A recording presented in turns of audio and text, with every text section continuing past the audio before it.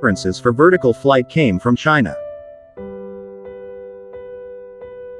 Since around 400 BC, Chinese children have played with bamboo flying toys, or Chinese top. This bamboo copter is spun by rolling a stick attached to a rotor. The spinning creates lift, and the toy flies when released.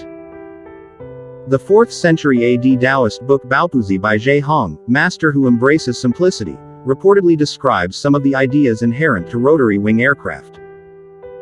Designs similar to the Chinese helicopter toy appeared in some Renaissance paintings and other works. In the 18th and early 19th centuries, Western scientists developed flying machines based on the Chinese toy.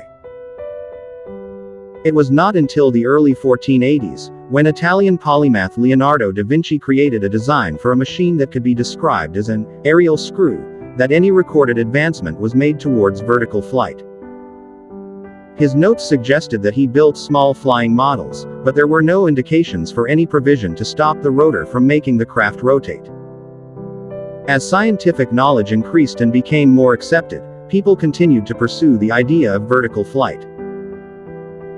In July 1754, Russian Mikhail Lomonosov had developed a small coaxial modeled after the Chinese top but powered by a wound-up spring device and demonstrated it to the Russian Academy of Sciences.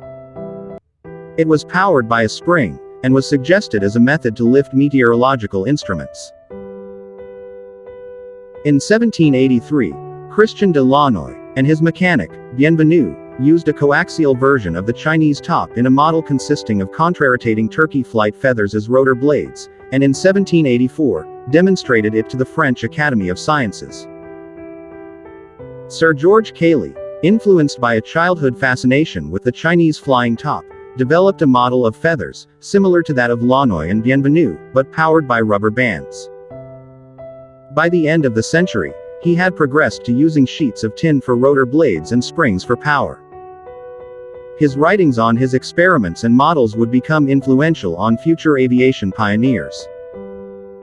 Alphonse Pénaud would later develop coaxial rotor model helicopter toys in 1870, also powered by rubber bands. One of these toys, given as a gift by their father, would inspire the Wright brothers to pursue the dream of flight. In 1861, the word helicopter was coined by Gustave de Ponton de Macourt, a French inventor who demonstrated a small steam-powered model. While celebrated as an innovative use of a new metal, aluminum, the model never lifted off the ground. D'Amacourt's linguistic contribution would survive to eventually describe the vertical flight he had envisioned.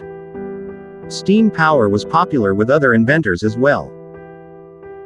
In 1878, the Italian Enrico Forlanini's unmanned vehicle, also powered by a steam engine, rose to a height of 12 meters (39 feet), where it hovered for some 20 seconds after a vertical takeoff. A manual Duide steam-powered design featured counter-rotating rotors powered through a hose from a boiler on the ground. In 1887, Parisian inventor Gustave Trouvé built and flew a tethered electric model helicopter. In July 1901, the maiden flight of Hermann Ganswindt's helicopter took place in Berlin-Schöneberg. This was probably the first heavier-than-air motor-driven flight carrying humans.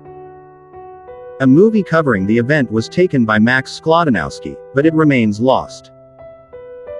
In 1885, Thomas Edison was given $1,000 equivalent to $29,000 today, by James Gordon Bennett Jr. to conduct experiments towards developing flight. Edison built a helicopter and used the paper for a stock ticker to create guncotton, with which he attempted to power an internal combustion engine. The helicopter was damaged by explosions and one of his workers was badly burned.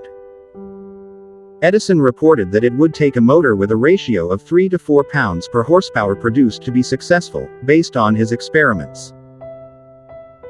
Jan Bal, a Slovak inventor, adapted the internal combustion engine to power his helicopter model that reached a height of 0.5 meters (1.6 feet) in 1901.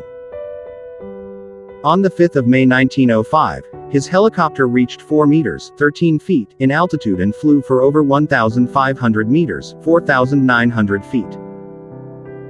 In 1908, Edison patented his own design for a helicopter powered by a gasoline engine with box kites attached to a mast by cables for a rotor, but it never flew. In 1906, two French brothers, Jacques and Louis Breguet, began experimenting with airfoils for helicopters.